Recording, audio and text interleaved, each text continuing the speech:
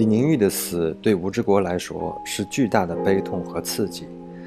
这场戏把吴志国的情感爆发推到极致，无论拍摄方案还是演员的表演，都会遇到相对更大的挑战。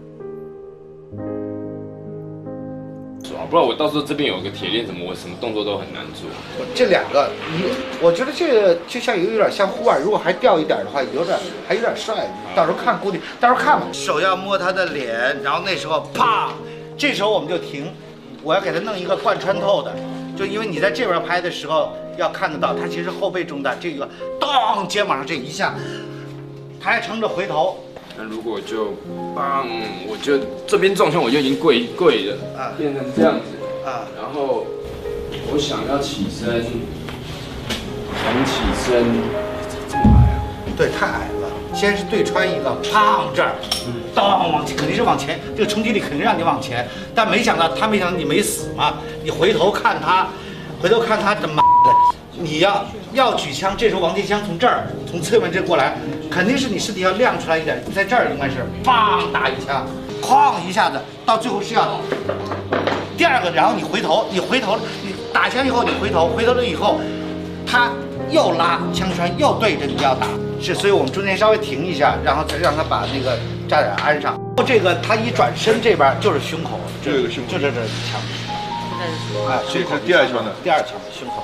没关系，你就在这儿没关系，这儿就行了，就这里，就到这儿，哎，就是口袋挡的，就这儿行。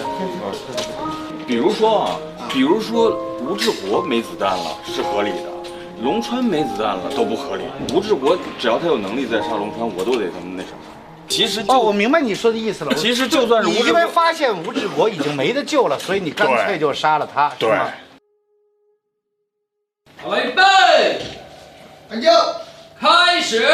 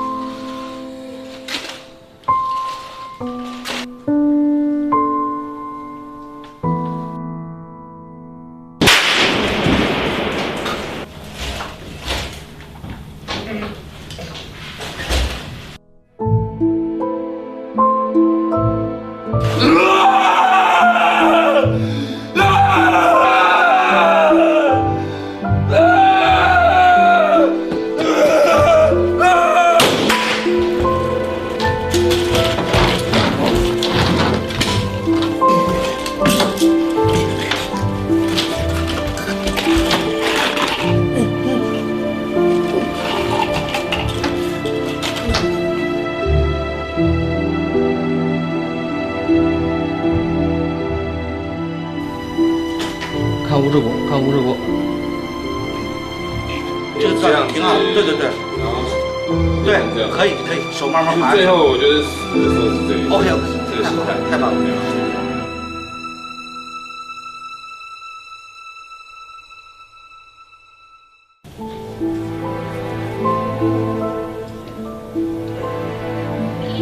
好，天 OK 了，过了。